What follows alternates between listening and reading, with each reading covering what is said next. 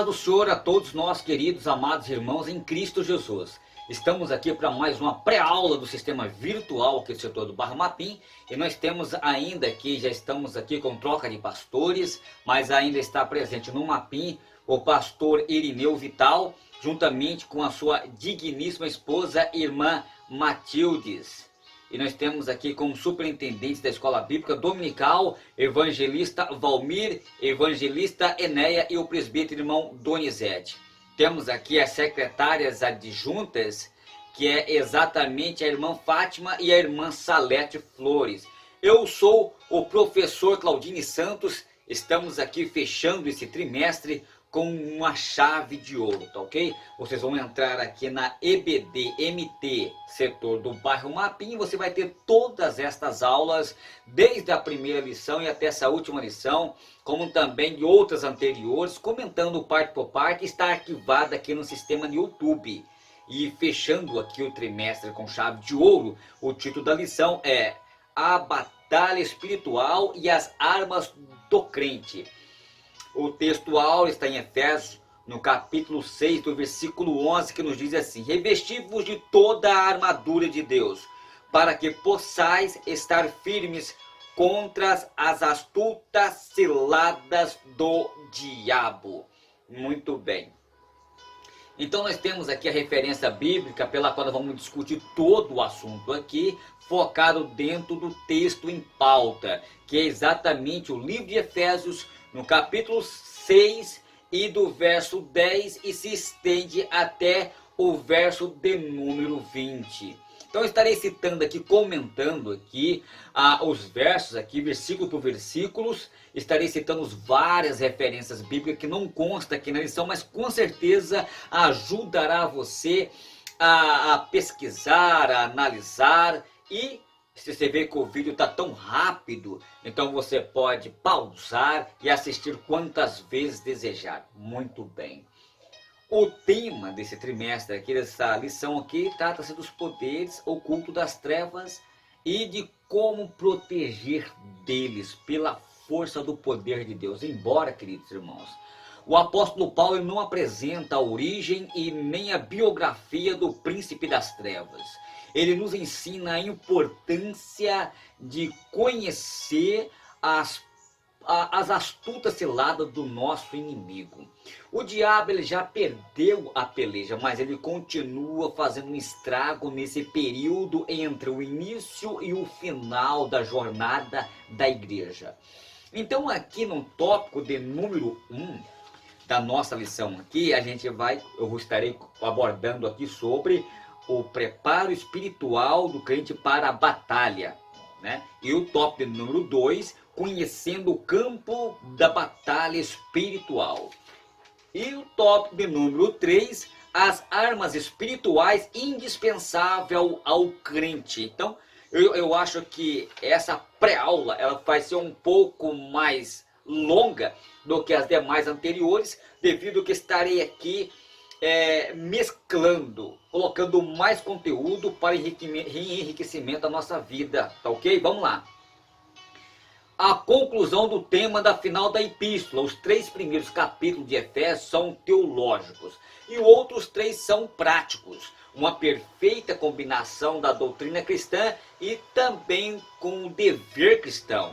Então, da fé cristã e a vida cristã, ou seja, mas de repente o apóstolo Paulo, ele nos surpreende, não temais, encerrando a epístola como um assunto de vital importância: a luta contra o reino das trevas. Quando eu posso observar aqui no verso 10, não temais, o apóstolo Paulo ele parece ser usar essa expressão para introduzir de uma conclusão que isto não é nenhuma anomalia. Isto aqui, Paulo, ele emprega essa estrutura em outro lugar também, como está em 2 Coríntios, no capítulo 13, do versículo 11, como também está em 1 Tessalonicenses, no capítulo 4, versículo 1, e como a gente vê também em 2 Tessalonicenses, no capítulo 13, verso 1. Então, essa expressão aparece traduzida de como?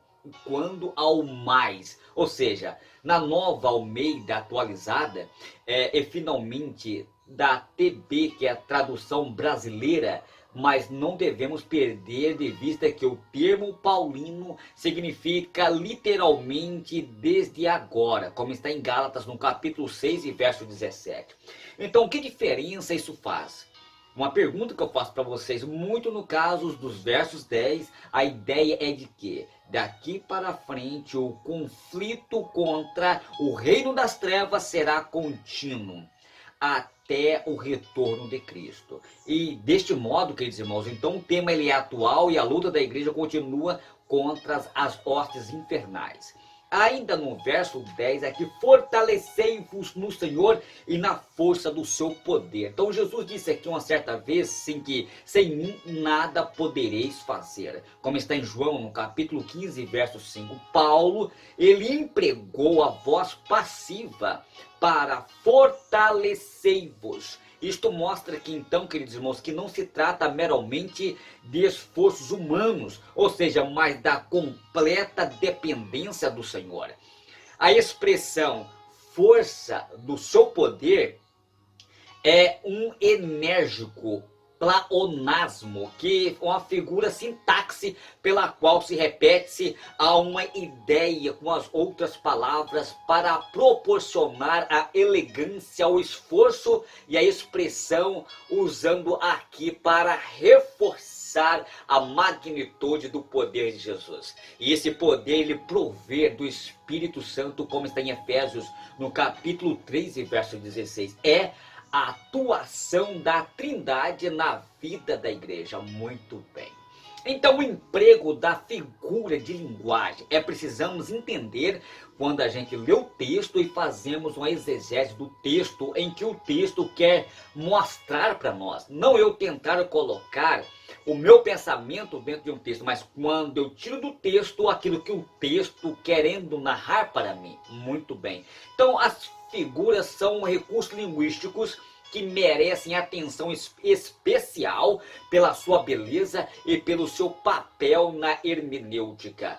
A anáfora é uma figura de linguagem que consiste na repetições de uma mesma palavra no começo de frase e sucessiva com o propósito de enfatizar a afirmação. Aqui encontramos aqui porque não temos que lutar contra a carne e nem sangue, mas sim contra os principados, contra as potestades, contra os príncipes das trevas deste século, contra as hostes espirituais das maldades nos lugares celestiais, como está no verso 12. E nesta anáfora, a preposição grega pros, contra, é usada 5 vezes para reforçar a ideia de que a esfera principal de atuação do princípio das trevas não é apenas como muitos pensam,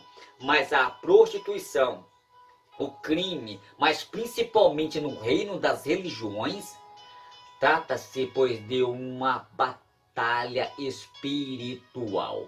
E isto aqui, queridos irmãos, é fato, é fundamental. Então é importante a gente estar analisando o texto sagrado e fazer uma boa hermenêutica, uma exegese do texto. Muito bem. Então, entrando aqui no tópico de número 2, conhecendo o campo de batalha espiritual. Primeiro, porque nós somos o quê?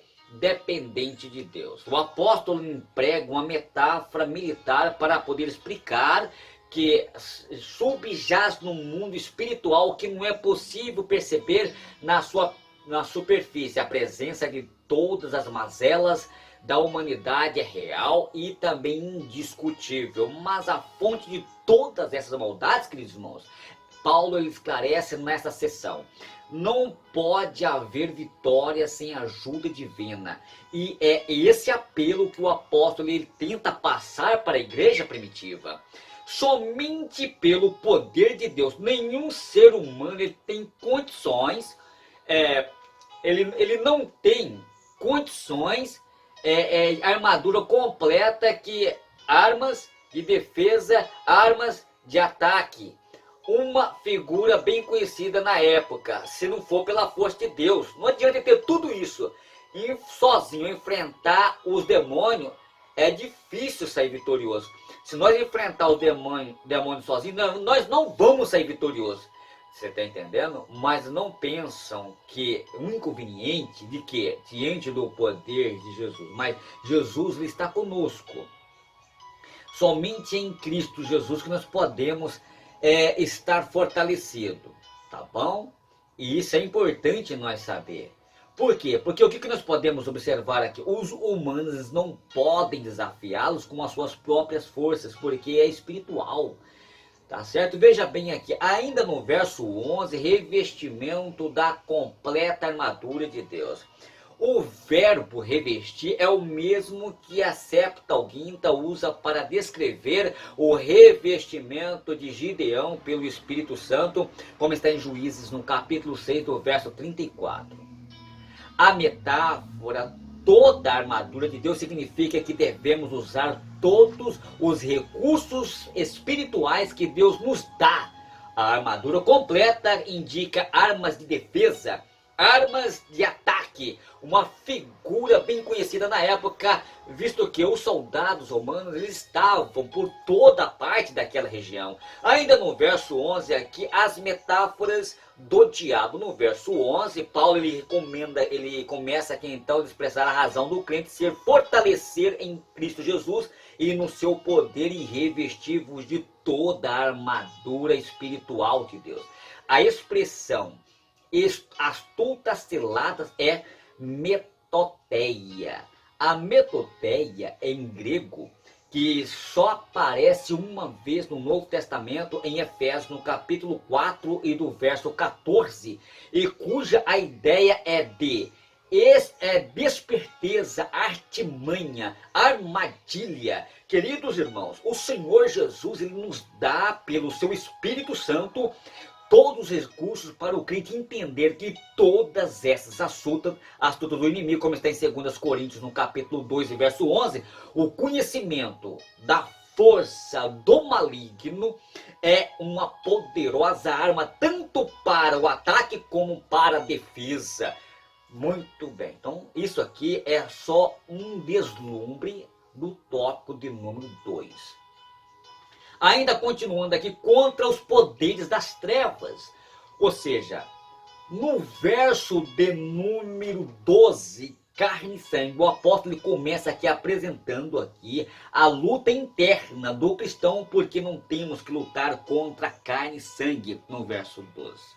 O termo carne aqui ela tem vários significados na Bíblia, mas a combinação carne e sangue, que só aparece 3 vezes no Novo Testamento, no verso 12, e também em Mateus capítulo 16 e verso 17, como também em 1 Coríntios no capítulo 15 e verso 50, parece então indicar um significado físico, e nesse caso, essa combinação diz respeito à pessoa, ser humano, que pode ser outra ou nós mesmos em conflito interno. No sentido de a carne cobiça contra o espírito. O espírito então contra a carne.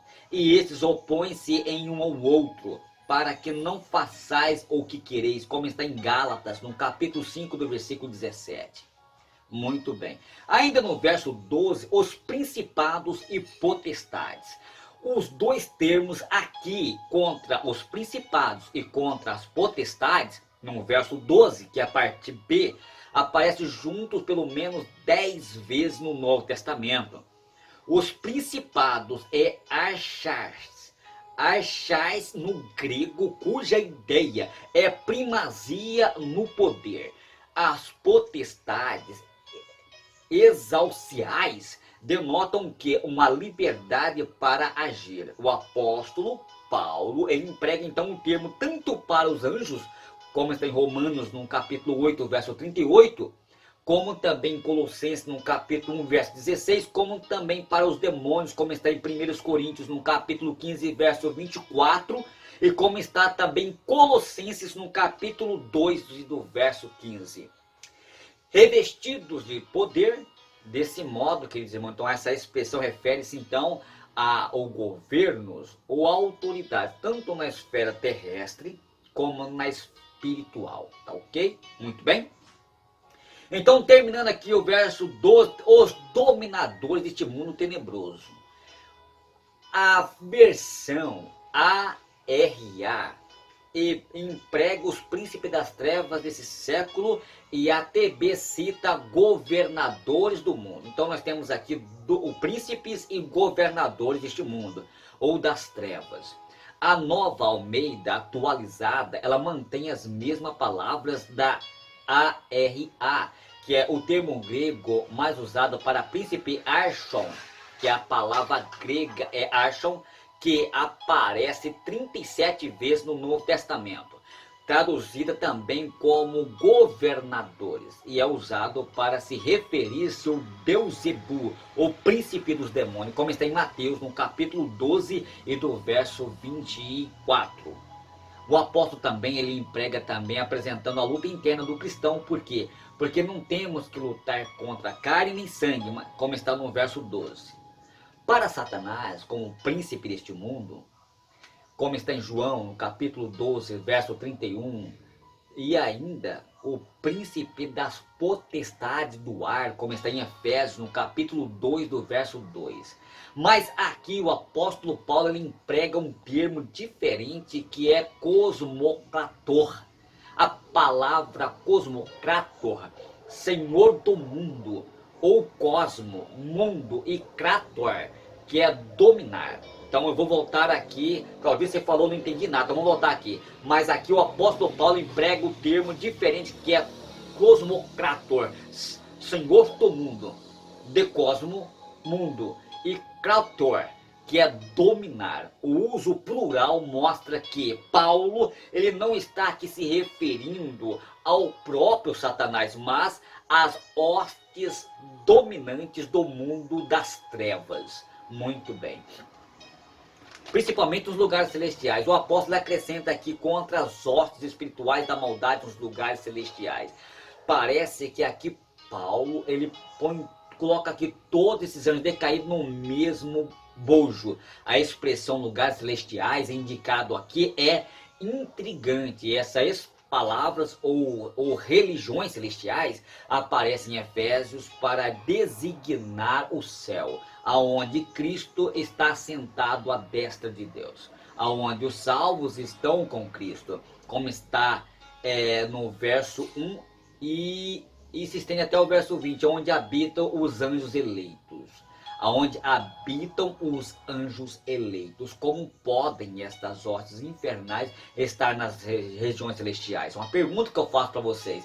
Uma explicação convincente é que se trata-se da esfera espiritual invisível em posição ao mundo material, como está em Efésios, no capítulo 1 e do verso 3. Muito bem. Então aqui, comentando aqui o verso por verso e tentando trazer o máximo mastigado para que os irmãos tenham o verbo hipotel, que é atar debaixo, e diz respeito ao calçado formado por uma sola de couro que se amarra ao pé com as correias ou cintas, tá ok? É uma peça do vestuário usado pela população civil, como está em João no capítulo 1 do verso 27, como está em Atos no capítulo 7 do versículo 33. E no caso aqui do soldado, que era necessário para a segurança e prontidão de uma marcha, como está em Isaías no capítulo 5 do verso 27, e isto nos mostra na linguagem figurada, remete à agilidade e prontidão na hora da evangelização e na pregação do evangelho da paz, né? Então eu estarei aqui só comentando as armaduras principais e qual as suas funções da época. Muito bem. No verso 16 aqui, o escudo da fé.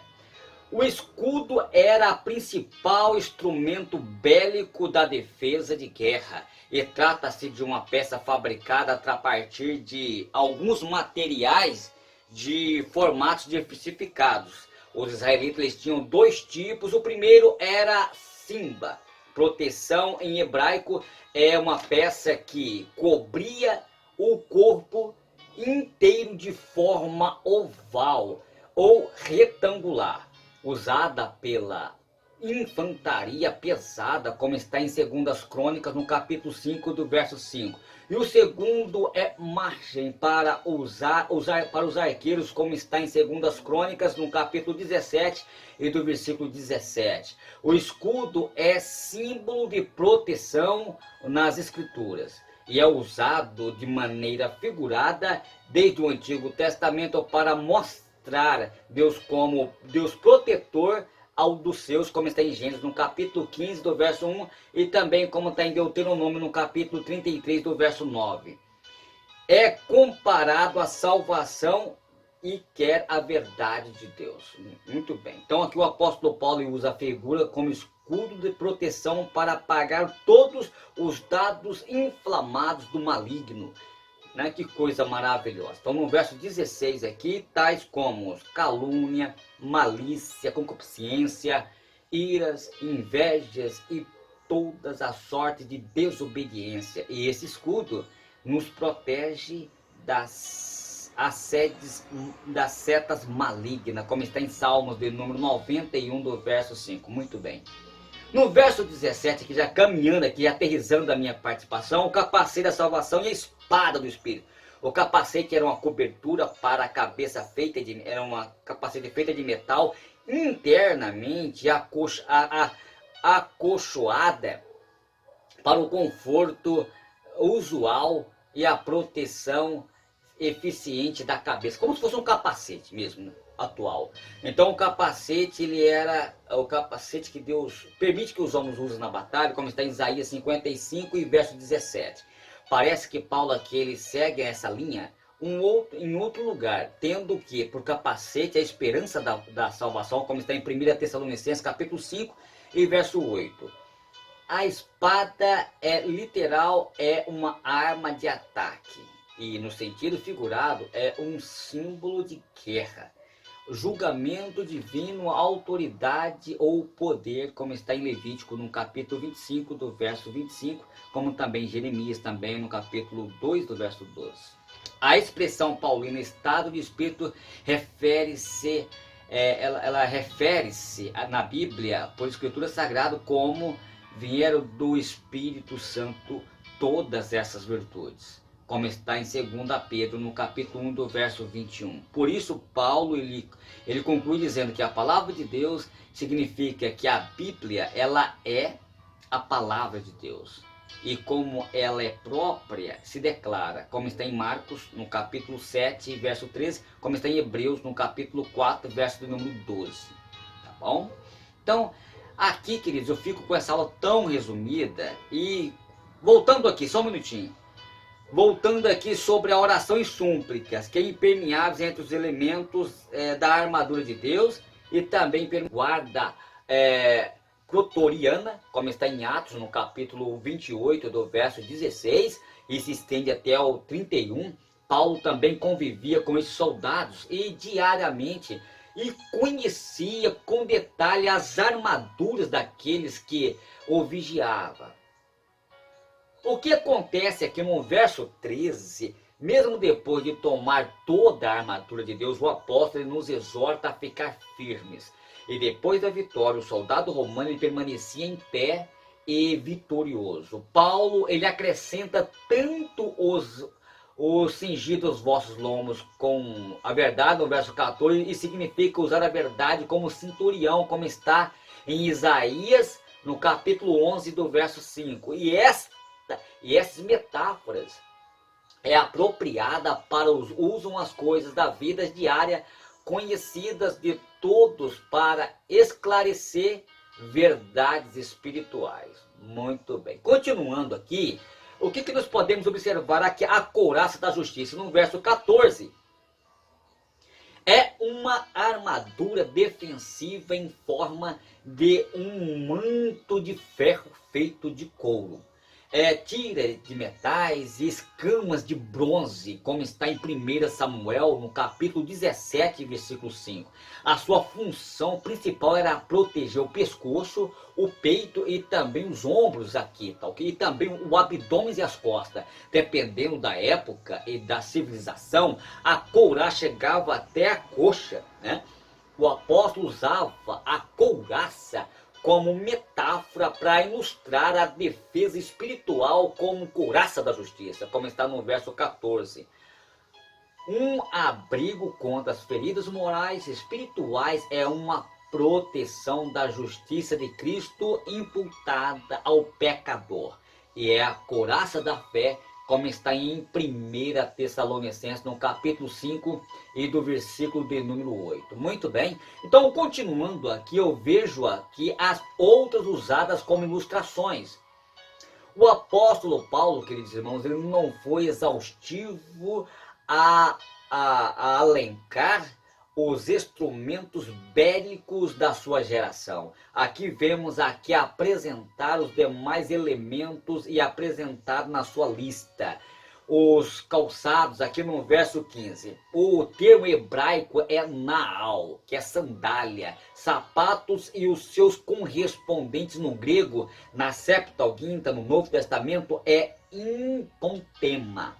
Hipontema é sandália e vem do verbo. Então, hipontema é sandália e vem do verbo hipotel, que é atar debaixo, e diz respeito ao calçado formado por uma sola de couro que se amarra ao pé com as correias ou cintas, tá ok? É uma peça do vestuário usado pela população civil, como está em João no capítulo 1 do verso 27, como está em Atos no capítulo 7 do versículo 33. E no caso aqui do soldado, que era necessário para a segurança e prontidão de uma marcha, como está em Isaías no capítulo 5 do verso 27, e isto nos mostra na linguagem figurada, remete à agilidade e prontidão na hora da evangelização e na pregação do evangelho da paz, né? Então eu estarei aqui só comentando as armaduras principais e qual as suas funções da época. Muito bem. No verso 16 aqui, o escudo da fé.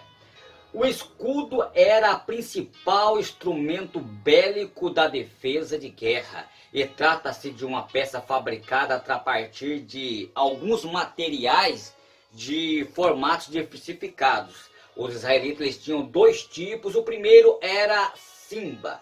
Proteção em hebraico é uma peça que cobria o corpo inteiro de forma oval ou retangular, usada pela infantaria pesada, como está em 2 Crônicas, no capítulo 5, do verso 5. E o segundo é margem para usar para os arqueiros, como está em 2 Crônicas, no capítulo 17 e do versículo 17. O escudo é símbolo de proteção nas Escrituras e é usado de maneira figurada desde o Antigo Testamento para mostrar Deus como Deus protetor ao dos seus, como está em Gênesis no capítulo 15 do verso 1 e também como está em Deuteronômio no capítulo 33 do verso 9. É comparado à salvação e quer a verdade de Deus. Muito bem. Então aqui o apóstolo Paulo usa a figura como escudo de proteção para apagar todos os dados inflamados do maligno. Né? Que coisa maravilhosa. Então no verso 16 aqui, tais como calúnia, malícia, concupiscência, iras, invejas e todas as sortes de desobediência. E esse escudo nos protege das assédios, das setas malignas, como está em Salmos de número 91 do verso 5. Muito bem. No verso 17, que já caminhando aqui, aterrissando a minha participação, o capacete da salvação e a espada do Espírito. O capacete era uma cobertura para a cabeça era uma capacete feita de metal, internamente acolchoada para o conforto usual e a proteção eficiente da cabeça, como se fosse um capacete mesmo, né? Atual. Então o capacete, ele era o capacete que Deus permite que os homens usem na batalha, como está em Isaías 55 e verso 17. Parece que Paulo aqui ele segue essa linha em outro lugar, tendo que por capacete a esperança da salvação, como está em 1 Tessalonicenses capítulo 5 e verso 8. A espada literal é uma arma de ataque e no sentido figurado é um símbolo de guerra, julgamento divino, autoridade ou poder, como está em Levítico no capítulo 25 do verso 25, como também em Jeremias também no capítulo 2 do verso 12. A expressão paulina estado de espírito refere-se ela refere-se na Bíblia por escritura sagrada como vieram do Espírito Santo todas essas virtudes, como está em 2 Pedro no capítulo 1 do verso 21. Por isso Paulo ele conclui dizendo que a palavra de Deus significa que a Bíblia ela é a palavra de Deus. E como ela é própria, se declara, como está em Marcos, no capítulo 7, verso 13, como está em Hebreus, no capítulo 4, verso do número 12. Tá bom? Então, aqui, queridos, eu fico com essa aula tão resumida. Então, a paz do Senhor a todos vocês, fica com essa aula tão resumida, tá certo? Que Deus possa abençoar a todos vocês. Não sei qual vai ser a próxima lição. Ainda está sendo discutido ainda em pauta esse assunto importante. Mas estamos aí para o que der e vier. Tá certo? Deus abençoe a todos vocês em Cristo Jesus. E até a próxima aula, se Deus nos permitir. A paz do Senhor. Um abraço do seu amigo hoje e sempre.